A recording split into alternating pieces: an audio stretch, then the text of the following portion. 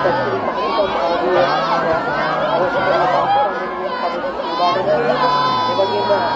අපි දන්නවා පිටකම් මේ පරිසර දිනවත් පස්සේ ඒවා නැලවෙන්න පුළුවන් ඒවා අපතේ යන්න පුළුවන් ඒක දෙවි ඒවා ආරක්ෂා කරගෙන මේ පිටකම් සේවාව අද මේ දක්වා සාර්ථක